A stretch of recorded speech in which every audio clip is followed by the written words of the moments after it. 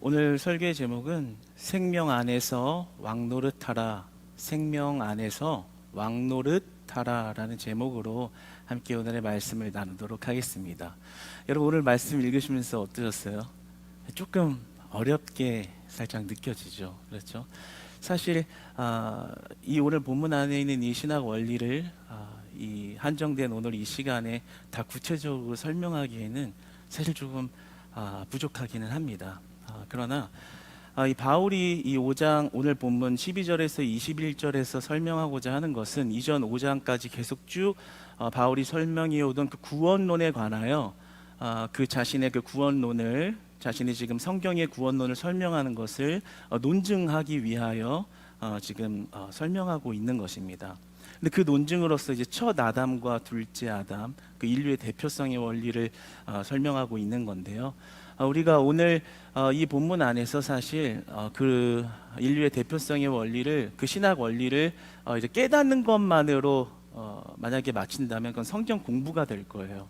마찬가지로 이 바울이 굉장히 어렵게 그러나 굉장히 구체적으로 예를 들어 논증하기는 했지만, 사실 그런 신학 원리를 뒷받침해서 어떤 논증을 탄탄하게 하기 위함만 있는 것은 아니었어요. 이 설명을 통해서 전하고자 하는 메시지, 하나님이 우리에게 알려주시고자 하는 그 구원론의 참된 의미를 올바로 전하고자 이러한 예시를 든 겁니다. 그래서 오늘은 성경 공부적인 요소가 약간은 있지만 그 가운데 그것이 우리가 하나의 신학 원리를 깨닫는 것으로 맞춰지는 것이 아니라 진짜 우리에게 오늘 이 메시지가 증거하고 싶어하는, 그리고 우리에게 전하고자 하는 그 은혜의 영역을 발견해가는 그런 시간이 되기를 소망합니다. 오늘 본문을 묵상하면서 우리가 참 신앙 안에서 믿음으로 산다는 것이 그렇게 늘 기쁘기만 하기는 참 어렵다라는 것이 묵상되어졌어요. 우리가 옆 사람들이 신앙생활하는 것을 이렇게 보아도 예수님 믿는다고 날마다 기뻐하는 것만은 참 아니라는 것을 느끼게 돼요. 슬퍼할 때도 있고, 그리고 절망할 때도 있고, 염려할 때도 있습니다. 자연스러운 일이겠죠. 상황이 그러할 만하면 그러한 감정과 생각이 드는 것은 자연스러운 일일 것입니다. 그런데 날마다 염려하고, 날마다 고민하고, 날마다 실망하고 실족해 있는 모습은 하나님께서 우리에게 주신 은혜를 부정하고 있는 듯한 그런 모습으로 보여져요. 하나님께서 우리에게 항상 기뻐하라고 하셨거든요. 그 의미는 뭐 항상 웃으라는 것이 아니라 우리에게 주신 그 기쁨, 하늘로부터 내려온 기쁨은 누구도 해할 수 없는 온전하고도 완전한 기쁨이기 때문에 우리가 그것을 누릴 수 있다는 것이거든요. 그런데 우리가 마치 하나님이 항상 기뻐하라 라고 말씀하신 것이 아니라 항상 슬퍼하라, 항상 염려하라, 항상 고민하라 라고 말씀하신 것처럼 늘 그렇게 염려와 고민 속에 에워싸여서 살아가는 그 모습은 그 구원의 기쁨을 부정하는 듯한 그런 안타까운 신앙의 모습으로 우리의 생활 안에 있을 수 있다는 것입니다. 그런데 그러한 모습이 단순히 우리가 좀 믿음이 부족해서라고 말하기보다는 구원론에 대한 이 인식이 조금 부족해서, 잘못되어서라고도 말할 수 있는 것입니다. 그러니까 우리가 이 구원론에 있어서 예수님 믿었으니까 천국 간다 라는 식으로 단편적으로 그 이신칭의에 대한 관점을 이해할 때 우리의 신앙이 굉장히 메마를 수 있다는 거죠. 맞아, 나는 예수님 믿었으니까 천국 가라는 이 신앙 원리에만 집중할 때, 그러니까 마치 천국 갈 수 있는 비결은 무엇일까, 그 인과관계, 그 원인이 뭐고 결과가 무엇일까, 이거에만 집중해서 그래 믿어야지, 그럼 믿으면 나는 천국 가 라는 식으로 그런 결과에만 집중해서 어떤 방법론적인 것으로 결과에 이르려는 그런 형태로 구원을 바라볼 때 우리의 실제적인 구원의 삶의 모습이 굉장히 메마를 수 있다는 거예요. 기쁨을 잃어버릴 수 있다는 거죠. 구원의 기쁨으로 충만한 상태가 아니라 천국 가는 거는 그 원리는 알고 방법은 아는데 내 안에 이 땅에서 그 은혜가 없는, 그것은 믿음이 부족하다기보단 구원론에 대한 그 인식과 그것을 온전히 이해하지 못하고 있는 그러한 상태에 대한 결과일 수도 있다라는 거예요. 그래서 오늘 본문이 말씀하시는 것은 단순히 이 바울이 우리가 예수님 믿으면 천국 갑니다 라는 것만을 이야기하는 것이 아니라 우리가 받은 그 구원이 얼마나 확실하고 또 얼마나 안전한 것이고, 그렇기 때문에 그 구원 안에 있는 우리의 삶이 얼마나 은혜로 풍성한 삶을 누릴 수 있는가, 왜 우리가 그 기쁨을 영위할 수 있고 우리는 그럴 만한 자격이 있는 사람인가, 그 은혜를 누릴 수 있는 것이 구원입니다. 단순히 그냥 예수님 믿으면 천국 갑니다 라는 것이 아니라 그 우리의 인격적인 부분을 다루시는 구원이라는 거예요. 그 구원은 우리의 삶을 풍성하게 하시고 우리가 항상 기뻐할 수 있도록, 범사에 감사할 수 있도록, 그 기쁨과 감사를 누군가 해치지 못하도록 하늘의 은혜로부터 부어주셨다라는 거죠. 사랑하는 여러분, 그 구원의 의미가 깨달아질 때 여러분이 잃어버렸던 감사가 회복되시기를 축복합니다. 여러분의 잃어버렸던 기쁨이 회복되시기를 축복합니다. 구원은 그럴 만한 값을 지니고 있다라는 것입니다. 여러분, 우리가 그 아담의 원죄에 관해서 이야기한다면 우리가 참 좀 부담을 느끼죠. 그렇죠? 우리가 아담 때문에, 아담의 죄로 말미암아 온 인류가 죄인이 되었다는 사실을 우리는 다 알고 있습니다. 그런데 한편으로 우리가 신앙생활을 하다 보면 그런 질문을 하게 되죠. 에이, 아담 때문에 아담만 아니었으면, 나였으면 순종했을 텐데 아담 때문에 이 죄인이 되고 이게 뭐야. 내 안에 죄성이 들어온 게 아담 때문이잖아. 그러다가 좀 더 깊이 고민하게 되면 잠깐만 하나님 왜 선악과를 만드셔가지고 거기까지 가는 거죠. 아니, 왜 선악과를 만드셔서 왜 이 죄가 임하도록 하신 거야. 그 지경에까지 이르게 되는. 그러니까 결국에 내 의지나 어떤 나의 이런 상태와 상관없이 나는 왜 죄인이 되어야 하는가라는 거에 대한 어떤 원망스러움과 한탄이 섞여 있는 것이죠. 그래서 오늘은 그러나 그럼에도 불구하고 우리는 아담의 죄로 인해서 죄인이 되었습니다. 그러나 이러한 것을, 아담의 대표성을 거부하는 자들이 있죠. 펠라기안 학파는 그것을 거부합니다. 뭐라고 말하냐면 사람은 태생적으로 죄인이 아니다 라고 하였습니다. 그런데 이러한 주장, 이러한 생각, 이러한 전제를 가지고 말하는 자들은 성경의 뜻을 거스르는 잘못된 생각과 주장을 하는 것입니다. 오늘 본문 12절에 보면 이렇게 선포하고 있습니다. 모든 사람이 죄를 졌다. 그러니까 그 아담 한 사람의 죄로 말미암아 이 전 인류가 그 죄인이 되었다는 거죠. 아담의 한 사람의 그 불순종의 죄로 말미암아 세상에 죄가 침투되었다라는 거예요. 그런데 그 죄가 들어왔다는 것은 단순히 그냥 죄인이 되었다라는 문제가 아니라 그 죄의 값으로 말미암아 우리 안에 사망이 찾아왔다라는 것을 의미합니다. 죽음이 왔다라는 거예요. 그래서 12절에 이렇게 말하죠. 사망이 들어왔느니. 그러니까 아담의 죄로 인해서 우리가 죄인이 되었다는 것은 그 벌로 사망, 육체가 사망하는 그러한 영이 사망에 이르는 그런 벌을 받게 되었다라는 거죠. 그래서 창세기 3장 19절에서 뭐라고 말합니까? 하나님께서 너는 흙이니, 그 아담이 죄를 범했을 때 너는 흙으로 돌아가라. 그러니까 우리의 육신의 죽음을 말하는 거예요. 그러니까 그 죄가 찾아온 그 죄의 값은 죽음이라는 거죠. 그런 아담의 대표성으로 우리 모든 인류가 그런 죄와 죄의 값을 지니게 되었다라는 것입니다. 그렇다면 한 가지 궁금한 것, 오늘 바울이 그것을 궁금한 점을 캐내어서 말해주는 것은 뭐냐면, 그러면 율법 이전의 사람들은 도대체 무슨 죄와 벌을 받았냐라는 거예요. 하나님의 명령이 없는 시대, 어느 시대예요? 아담부터 모세의 시대까지 율법이 떨어지기 전에는 어떠한 하나님과의 관계가 형성되느냐, 사람들이 궁금해할 부분을 속 시원하게 끄집어내서 말씀을 해줍니다. 13절에서 14절까지 이렇게 말씀을 하죠. 그래, 율법이 없던 때가 있지. 하나님이 죄를 명령하신, 규정하지 않은 때가 있지. 그때는 죄를 죄로 여기지 않았다. 충격적이에요.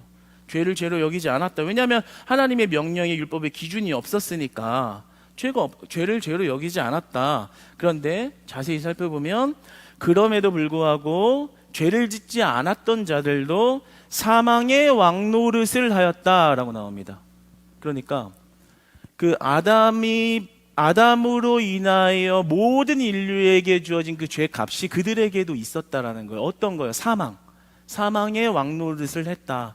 그러니까 그들에게도 죽음이 도래해 있었다. 그 죄의 값이 그들에게 주어졌다라는 거죠. 그래서 창세기 5장에 보면 믿음의 족보를 이렇게 쭉 적어 놓는데 죽고 누구를 낳고 죽고로 떨어진다. 그래서 죽음의 족보다라고 이야기하는 거예요. 그러니까 율법이 떨어지기 전에 이미 사망의 굴레 안에 사망의 왕노릇하는 환경 속에서 그 죽음의 값을 치르고 있었다라는 것입니다. 그래서 오늘 본문은 아담의 그 인류의 대표성으로 말미암아 우리 모두가 그 죄와 그 값을 지닌 죄인이다 라는 것을 확증하는 것입니다. 이러한 거죠. 이러한 부분에 있어서 마틴 로이드 존스 박사는 이렇게 얘기를 했습니다. 아시아 사람이나 아프리카에 있는 사람들은 그 가족의 연대성을 충분히 잘 이해하고 있기 때문에 이 대표의 원리가 잘 이해가 되는 편이다. 그런데 서양 사람들 같은 경우에는 그 가족의 연대성에 대한 게 잘 없기 때문에 이것을 이해하기가 좀 어렵다라고 말합니다. 그런데 중요한 것은 우리가 어떤 문화의 흐름으로 이것을 이해하는 것이 아니라 성경의 말씀으로, 말씀의 원리대로 이것을 이해하는 것이 참 중요합니다. 성경에서는 아간이 어떤 여리고성의 그 보물을 훔쳤을 때 이 아간 죄인아 이렇게 이야기하지 않고 이스라엘이 범죄하였으니라고 말합니다. 대표성을 띈 거예요. 그리고 아간의 죄를 가지고서 이스라엘에게 진노하였다. 이것이 바로 이런 대표성의 원리인 거예요. 뭐 예를 들면 이런 거겠죠.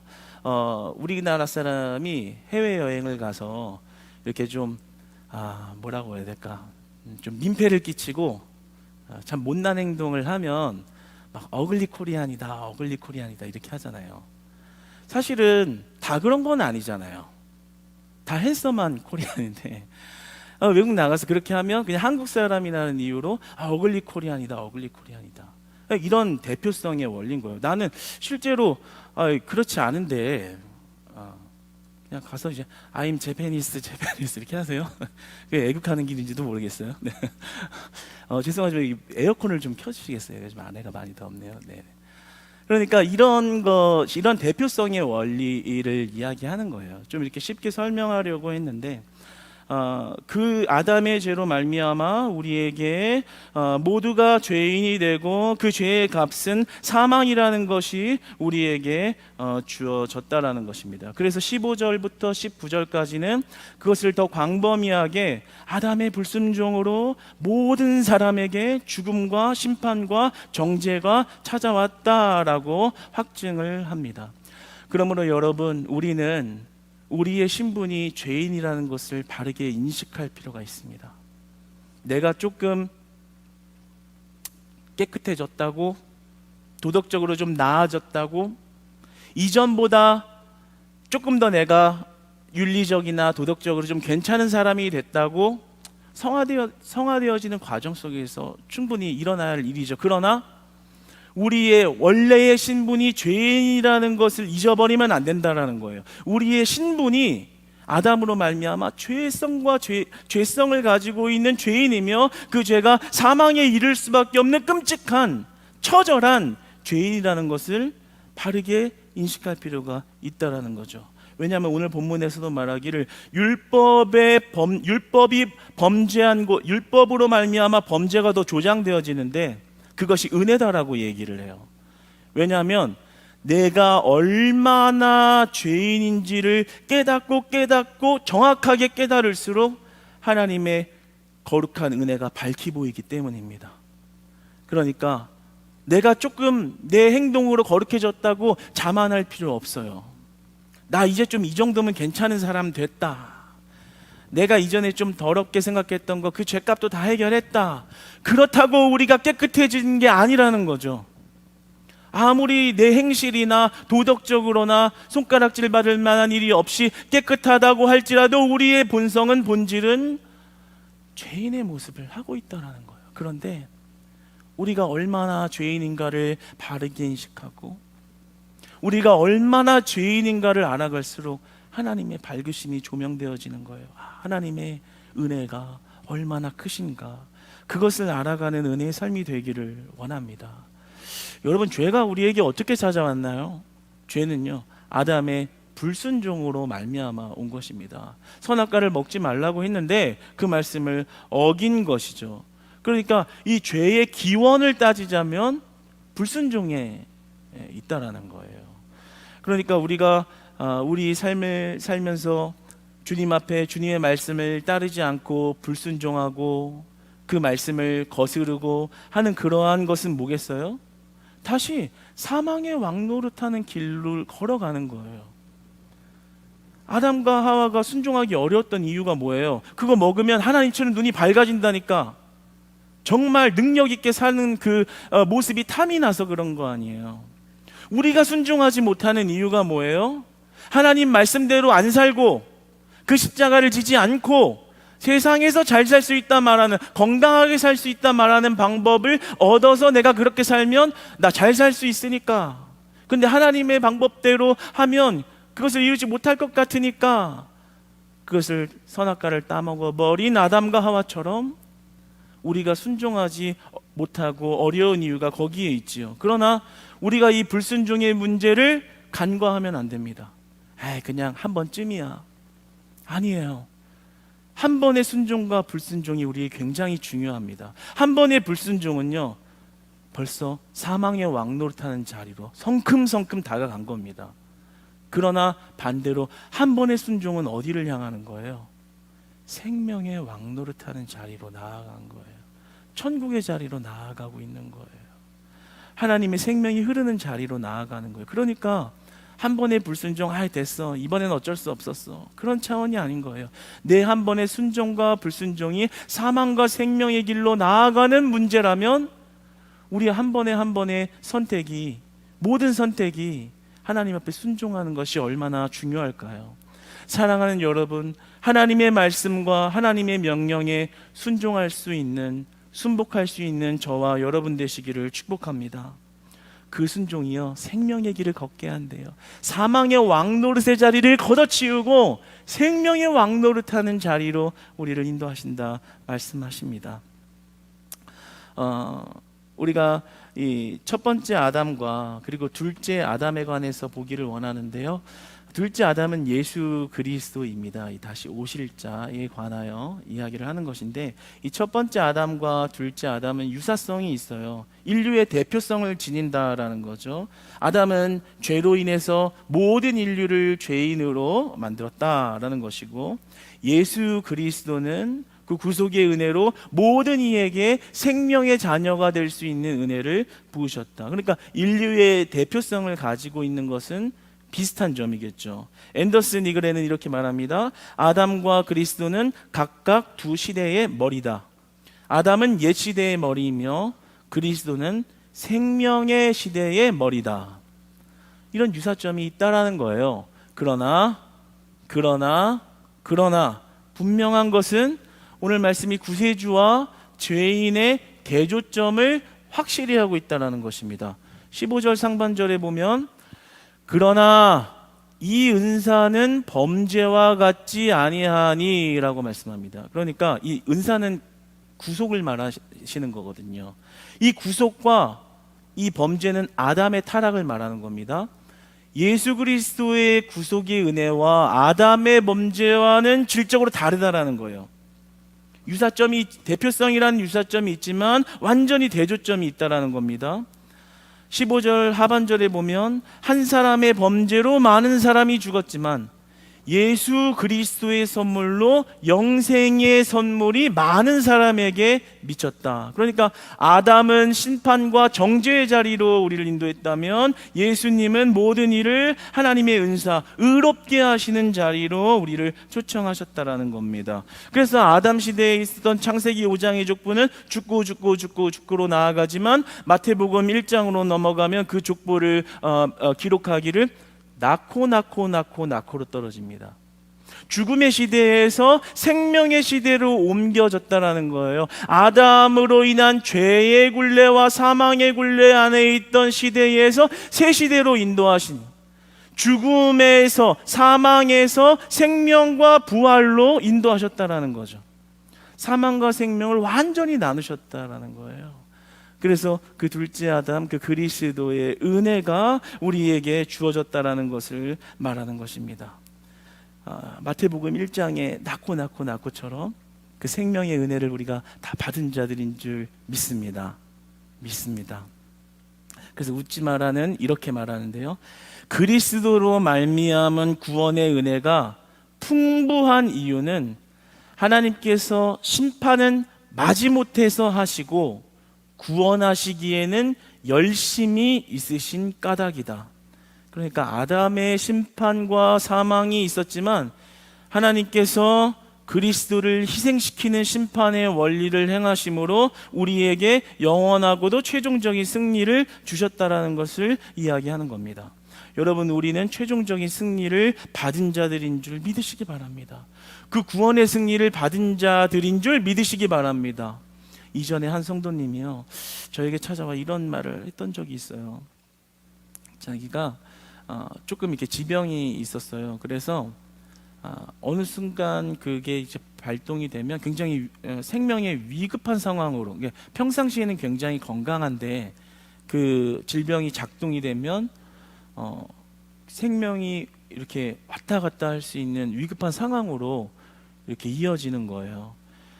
그런 상황이 삶에 이렇게 이따금씩 있다 보니까 불안했던 겁니다. 그래서 자기가 가족도 있고 자녀들도 있는데 내가 언젠가 한순간에 갑자기 하나님을 배우는 그런 자리로 옮겨질 수도 있겠구나, 죽을 수도 있겠구나 라는 생각을 하다 보니까 이게 불안함이 있었던 거예요. 그래서 하나님, 나는 구원을 확신합니다, 예수님을 믿습니다 라는 고백으로 그 불안함을 이겨내려고 늘 이렇게 애쓰고 계셨던 분이시고 그런 상황이었어요. 근데 이제 저를 보고 이렇게 물으시는 거예요. 그 당시에는 이제 전도사로 사역하고 있었는데, 전도사님, 제가 그 구원을 확신해도 될까요? 혹시나 구원 받았는지 안 받았는지, 나는 구원 받았다고 믿는데 내가 받았습니다, 믿습니다 이렇게 날마다 내가 고백하고 확신하고 그래도 되는 겁니까? 가끔 그 죽음의 위협적인 순간이 다가올 때 내가 이렇게 하고 있는 고백이 맞는 것인가 의심이 들기도 하고요, 불안하기도 합니다. 그런데 그런 고백, 주님, 나는 구원 받은 것을 믿습니다, 주님 만날 걸 믿습니다 라고 고백해도 되는 걸까요? 라고 물으신 거예요. 그러니까 그 구원에 대한 확실성에 대해서 좀 이렇게 의심이 되시는 거죠. 불안하니까. 네. 그래서 제가 대답을 해드렸어요. 네, 집사님, 그래도 됩니다. 확신하세요. 그 확신할 수 있는 믿음은 하나님이 주신 믿음입니다. 확신하세요. 그 구원의 그 깊은 단계로 나아가시고 그러한 고백할 수 있게 하신 하나님 앞에 나아가십시오. 그 구원의 소망을 더 확실히 하실 겁니다. 다만 두렵고 떨림으로 복종함으로 그 구원을 이뤄가라 하신 말씀을 기억할 때 우리의 완성형의 구원을 향하여 우리의 오만함과 나태함과 태만함을 연결짓지만 않는다면 얼마든지 그 구원의 확신을 노래하고 찬양하고 기도하고 높여도 됩니다. 우리 집사님 표정에 참 얼굴이 환하게 이렇게 바뀌시면서 그 천국의 은혜가 그 심령 안에 참 이렇게 임한 것을 대화 중에 경험했습니다. 여러분, 우리가 정말 구원을 확신해도 되는 걸까요? 내가 받은 구원에 대한 확실성을 어떻게 보증해 줄 수 있을까요? 오늘 말씀에서는 15절과 17절에 더욱이라는 표현을 사용합니다. 아담의 죄를 말하면서 그 다음에 예수 그리스도의 그 구속을 얘기하면서 그 사이에 더욱 15절과 17절에 두 번 사용하는데 원어의 의미로 지역하면 더욱더 비교급을 의도적으로 사용해서 예수 그리스도의 속죄함이 모든 인류와 예수 그리스도를 믿는 자에게 확실히 미쳤다라는 것을 강조하면서 의도적으로 사용을 하고 있습니다. 그러니까 아담으로 인하여 모든 인류가 죄인이 된 것이 확실하다면 더욱더 하물며 예수 그리스도의 은혜 역시 확실하게 그를 믿는 자들에게 임했다라는 거예요. 할렐루야. 여러분, 그러한 은혜를 받으신 우리들인 줄 믿습니다. 그렇기 때문에 그런 확실성 안에서, 구원의 확실성 안에서 오늘 본문은 우리에게 말씀하시기를 그 생명 안에서 왕노릇하라. 너희들의 죄의 신분으로는 사망의 왕노릇할 수밖에 없는 자들이지만 예수 그리스도의 죽으심으로 속죄하심으로 너희들의 신분을 바꾸었으니 이제는 사망의 왕노릇이 아니라 생명의 왕노릇을 하라. 그리하여도 된다. 그렇기 때문에 기뻐해도 된다. 그 하늘로부터 내려온 영생에 대한, 천국에 대한 기쁨과 소망은 사라지지 아니하니 더욱더 내가 확증하니 너는 그 생명 안에서 기뻐하라. 항상 기뻐하라. 범사에 감사하라. 그 구원의 은혜를 노래하라. 마음을 다하여 활짝 마음을 열고 찬양해라. 없어지지 않는 구원을 너희에게 확실히 주었노나 라고 말씀하십니다. 여러분, 왕노릇 하시기를 축복합니다. 비록 가정에서 왕이 아니어도 네. 가정에서 왕이신가 봐요. 네, 왕이세요? 왕노릇 한다는 게 뭐예요? 왕은 아니지만 왕노릇 하는 게 뭐예요? 아기들 키우는 집, 저희 집입니다. 네, 저희 집. 누가 왕이에요? 아기들이 왕이죠. 먹고 싶으면 먹고, 그냥 자고 싶으면 자고, 졸리면 떼쓰고, 놀고 싶으면 놀아달라고 떼쓰고, 다 해주는 거잖아요.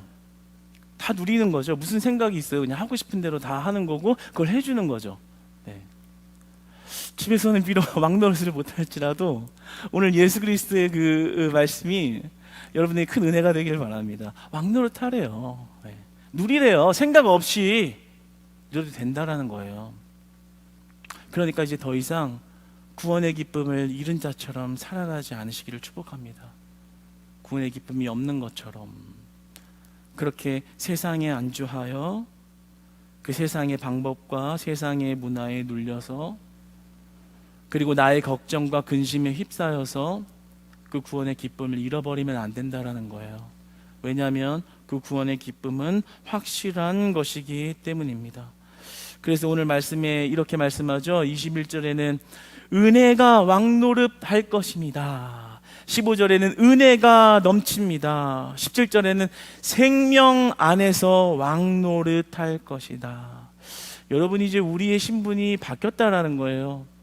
사망의 왕노릇 하지 말아야 된다라는 거예요. 우리는 생명의 왕노릇할 자녀 되심을 믿으시기 바랍니다. 제가 군대에서 전역하고 나서요, 한동안은 군대 용어가 계속 나오더라고요. 단아까 일부러 그런 건 아닌데 입에 자꾸 붙어가지고, 그리고 동작도 뭔가 조금 뻣뻣하고, 한동안은 전역하고 나서도 그게 몸에 배서 신분이 분명히 바뀌었는데도 예전의 습관을 이렇게 떨쳐내지 못하는 그런 것을 경험했습니다. 마찬가지겠죠. 우리의 신분이 불순종의 자녀에서 순종의 자녀로 바뀌었고 사망의 자녀에서 생명의 자리의 자녀로 바뀌었다면 우리는 이제 더 이상 불순종의 죄악을 떨쳐버려야 하는 것입니다. 이제는 여러분 예수님의 말씀 앞에 온전히 순종하는 생명의 자녀들이 됩시다. 이제는 불순종의 자녀처럼, 그리고 아담이 범했던 그 죄를 맨날 똑같이 행하면서 사망의 왕노릇하는 것이 아니라 우리에게 확실한 구원 주신 은혜 안에서 순종의 길을 밟아갈 때 한 번의 순종에 그 천국문에 더 가까워지고 또 한 번의 순종에 그 천국문이 열려지고 그 천국문을 향하여 날마다 순종으로 우리가 그 길을 걸어갈 때 예수님이 우리와 함께 하시는 은혜를 알게 하신다라는 거예요. 우리의 삶을 풍성하게 하신다라는 거예요. 우리 인생의 영육간의 문제를 다루신다라는 거예요. 보살피신다라는 거예요. 채우신다라는 거예요. 먹이신다라는 겁니다. 그러니까 무엇을 먹을까 마실까에 염려하기보다는 주님 앞에 순종하며 그 믿음을 굳건히 하여 잃어버리지 않게 하신 구원의 소망을 확실히 믿음으로 우리가 한 걸음 한 걸음 나아갈 때 우리 안에는 궁핍과 희생이 아니라 절망이 아니라 하늘로부터 내려오는 기쁨이 충만하다라는 것입니다. 할렐루야. 여러분, 우리가 기쁨을 잃어버렸다면, 감사를 잃어버렸다면 왜 그런 것이겠습니까? 이전의 신분으로 자꾸 돌아가기 때문입니다. 나의 신분이 이미 생명의 왕노릇하는 자리로 바뀌었음에도 옛날처럼, 다시 옛날처럼, 아담의 모습처럼, 여러분, 우리 이제 신분이 바뀌었으니까요, 바뀐 사람처럼 살아갑시다요. 네, 살아갑시다요. 네, 생활 언어가 나왔어요. 네, 살아갑시다. 네, 이제 주님으로 인해서 기뻐하는 겁니다. 주님으로 인해서 감사하는 겁니다. 때로 우리에게 찾아온 절망이 우리의 삶을 짓누르고 억누를지라도 다시 그 소망을 부여잡을 때 그 어려움도 다시 헤쳐나가게 하시고 그 어려움과 그리고 그 죄악과 그 어두움 가운데 다시 그 밝은 빛의 명료함이, 그 빛의 선명함이 얼마나 우리의 삶의 큰 은혜의 영역인지를 깨닫게 하심으로 말미암아 우리의 삶이 은혜로 풍성해지는 겁니다. 우리의 삶이 기쁨으로 충만해지는 거예요. 여러분, 기쁨과 감사를 잃어버렸다면 그 확실한 구원의 소망을 다시 부여잡으시기를 바랍니다. 예수 그리스도의 이름의 소망 말입니다. 여러분의 마음이 어려울 때요, 낙심해 있을 때요, 다시 예수님의 이름을 붙잡으세요. 여러분에게 어떤 은혜를 주셨는지, 여러분을 어떤 자녀라 말씀해 주셨는지, 그리고 어떤 삶을 영위하게 하셨는지를 다시 한번 상기하며 그리스도의 이름을 날마다 붙들을 때 그 기쁨을 충만하게 하시는 하나님의 은혜가 있기를 소망합니다. 여러분, 19세기 스코틀랜드의 찬송가 작가인 호라티우스 보나르는 이런 시를 썼거든요. 한번 들어보세요. 내가 그 귀한 피 흘리게 했도다. 내가 그분을 나무에 못 박았네.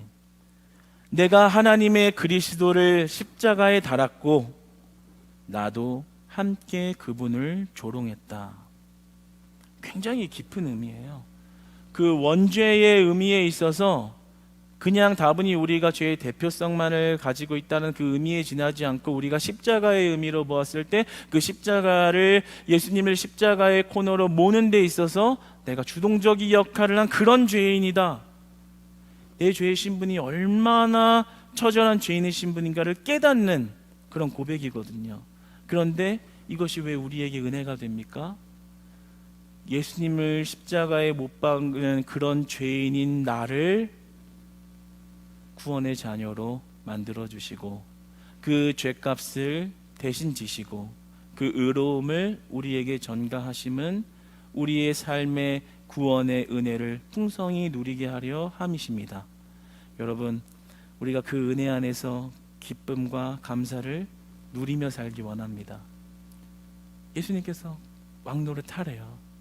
그러니까 세상 가운데서는 너무 쫄아가지고 길을 못 펴고 왕노릇을 못했다 할지언정 오늘의 말씀의 위로와 담대함을 얻어 나아가시기를 기쁨의 생명의 왕노릇하시며 그 왕노릇하게 하신 하나님을 온 마음을 다해서 찬양하고 예배하는 구원의 자녀의 삶, 구원의 예배자의 삶, 우리 함께 살아가기를 주님 안에서 축복합니다.